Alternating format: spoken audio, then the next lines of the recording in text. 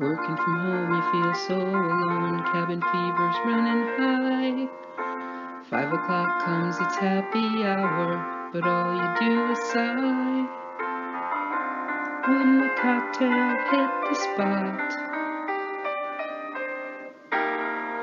it's time to just relax, mix up a bit of history. Go ahead, put the kids to bed, and please drink responsibly. Join me for happy hour history. Hey friends, Kim McCann here, program developer at Prairie, and your host for another episode of Happy Hour History, where we mix up some historical cocktails and talk about alcohol-related history. Hey folks, do you know what May 30th is? I mean, besides being the second to the last day of the month. May 30th is, unofficially, National Mint Julep Day. And so, we're going to mix up some mint juleps today. Now we're going to mix up a classic mint julep according to Jerry Thomas's The Bartender's Guide, but we're also going to mix up something of my own invention, which is a little throwback to what maybe juleps were or are. Let me say this, that the mint julep is considered by many in the bartending circle to be probably the only real authentic American cocktail. In other words, it doesn't belong to another class of cocktails that traveled across the ocean from Europe. It was invented here in the United States. And even though America is not super duper old, the julep itself probably is. Let me say that what I mean by that is that the word julep has existed for a long time, long before it was associated with a cocktail that we think of as a julep today. Julep is actually a word that is an anglicized version of a Farsi word for rosewater, julep. Jol meaning rose and ab meaning water, rosewater, julep. So you can understand how over time and through different languages and translations, julep became julep, and there we are now. Now the original julep was sweetened with sugar and flavored with rosewater because it was a medicinal drink largely. It contained lots of herbals and things like that. Rosewater and sugar helped to make it sweet and easy to drink for the purposes of medicine. The British probably encountered juleps in India or their travels and took that same concoction, and much like their own medical tinctures, they added some alcohol to it. We've talked before about alcohol as medicine. Thinking of a julep as medicine might seem a little strange, but when you think about the main components of a classic julep, which is alcohol, sugar, water, and mint, it makes a little more sense. Mint has for centuries been used medicinally to cure stomach pains, indigestion, to freshen breath, so cures for halitosis, and other things like that. So it's not so strange to make the leap between medicinal mint and cocktail mint, or a medicinal julep and a cocktail julep. As far as who invented the julep, well, like with most cocktails, somebody really smart came up with it, and then they made it and it became popular, and then somebody claimed ownership. But one thing can be said for certain. It is widely believed that the mint julep was perfected by a bartender named Jasper Crouch. He was an African American man who identified as a freeborn black man and was from Richmond, Virginia. And it is Jasper Crouch who really made the mint julep a stop on the map of the South. And it is, let's be honest, fairly considered to be a Southern drink. We can say that that's because that's where the drink was drunk more often. We can say because the South is hotter than the North, and therefore cooling beverages like the julep are more popular there. We can say that because bourbon was or is largely Southern, or we can pin it all on 1938.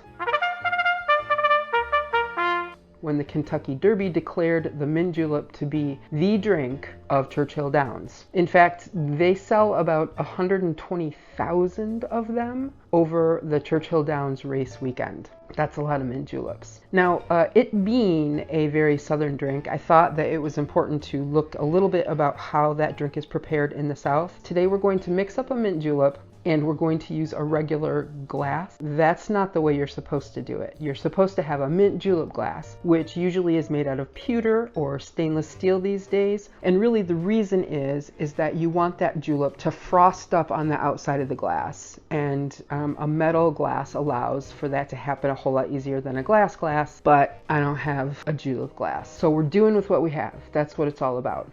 I did look into some of the ceremony of making a julep, and I'll tell you, it is a ceremony.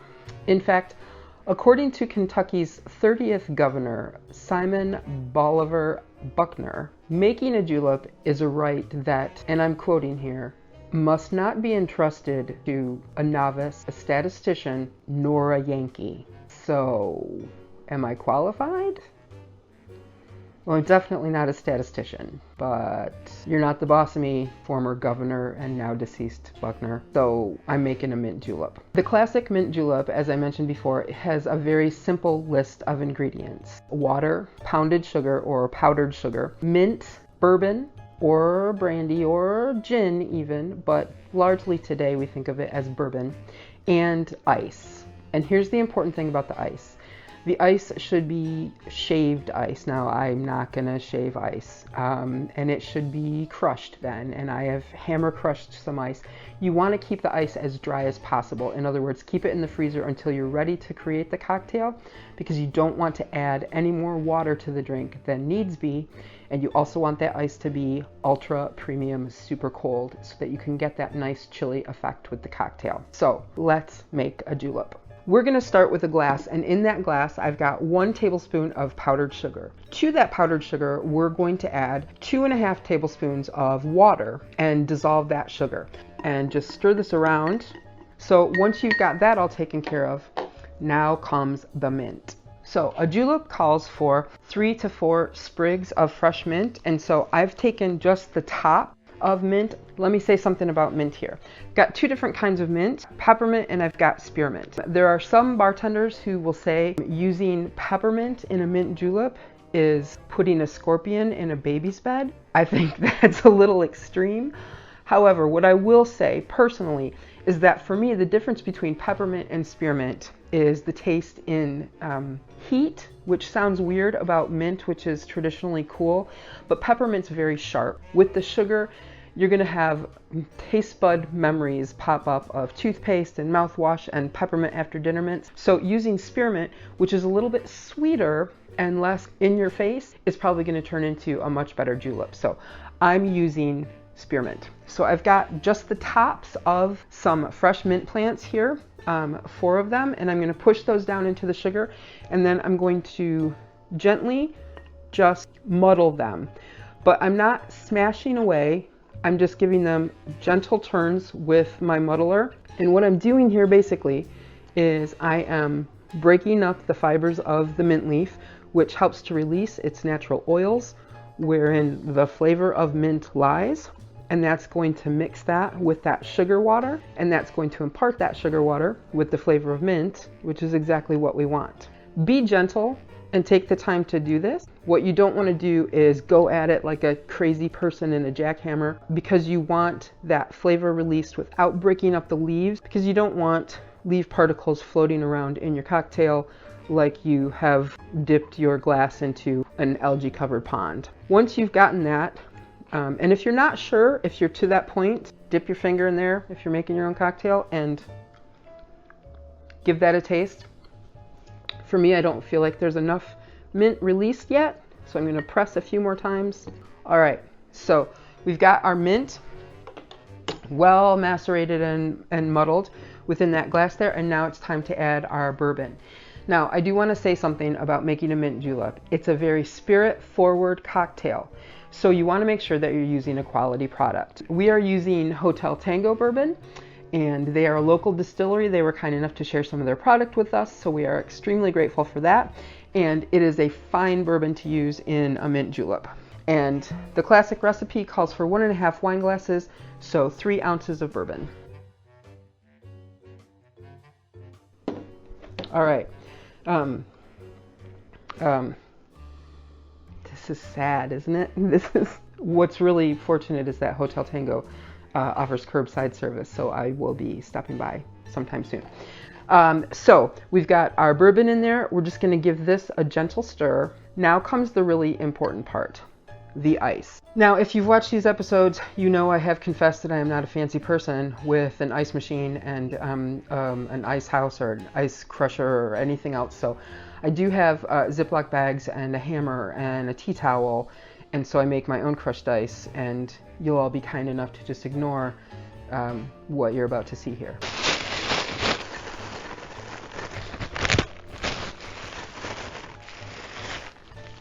That was supposed to go a lot smoother.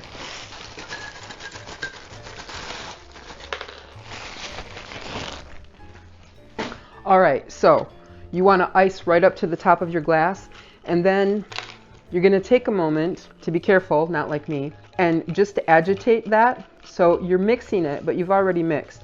What you're trying to do is super chill that alcohol very quickly. Now, the garnish is extremely important.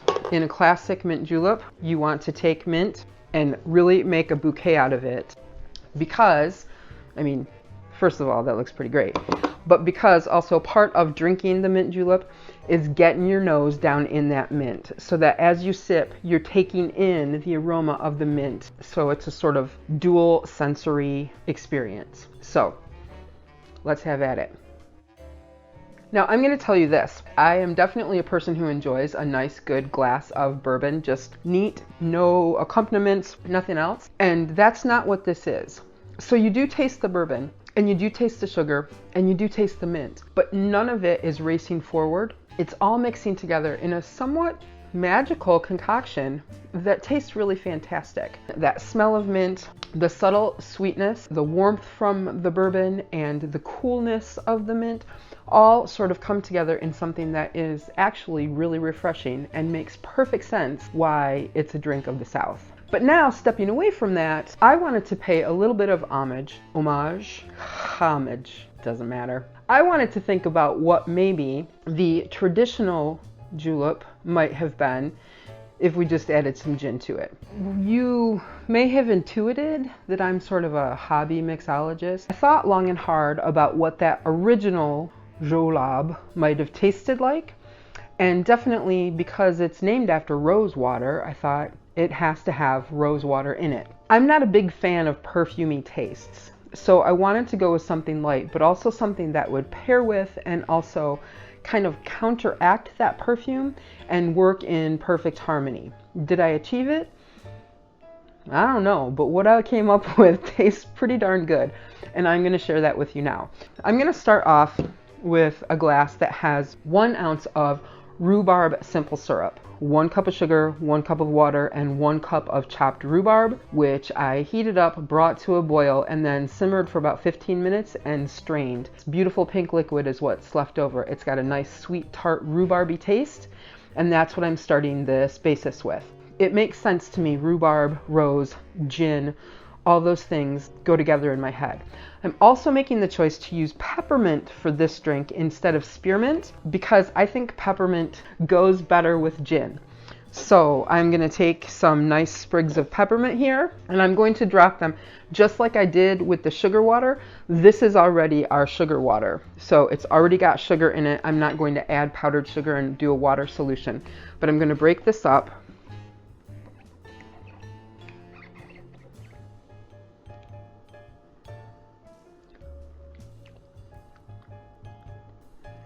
A little bit more. Again, always trust your own tongue when you're creating something that you are going to consume. Your tongue knows better than a recipe if it's something that you are making for yourself. So that's just my 2 cents. Now, we're going to add to this some rose water. And rose water, if you've not had it before, is extremely strong. You need to be careful with it. I first tested this recipe with a 1/4 teaspoon, and I think that's probably enough for most people. I'm going to use between 1/4 and 1/2 teaspoon. And you think it doesn't seem like very much, but it is very powerful. All right, so once we've got our rose water and our mint and our rhubarb syrup, we're going to add our gin. So 3 ounces of gin. Look at it. Oh, I thank goodness Hotel Tango is open, helping people out. All right, so we're gonna give that a stir, and once again, we're gonna liberally ice this cocktail.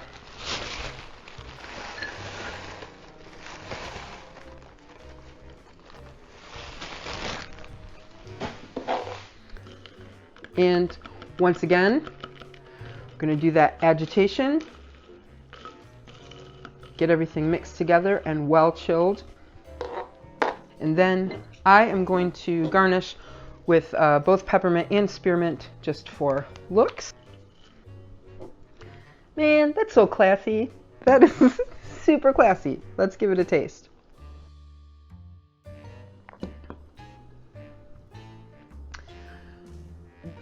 I will tell you that I completely enjoy this. It is not your average cocktail. It tastes like springtime on your tongue. It's sweet. You get that essence of rose, but it doesn't taste like you're eating a flower or licking your grandma's bath soaps. The mint is cooling. The gin, awesome as usual. So whether you choose to go bourbon or gin, experiment on your own. If you do simple syrups at home, mix something up. There is something that looks incredibly complicated and high class about a cocktail that's served this way. On May 30th, if you have time in the afternoon, I highly suggest you make yourself an array of juleps and enjoy the unofficial national holiday. In the meantime, I do want to say thank you to Hotel Tango, and join me next week when it's going to get weird. If you thought up until this point that I was an etymology dork, it's going to get weird. We're going to mix up a drink called the West India Coopery, and I'm going to try to explain how it got its name. It's going to get weird. Cheers.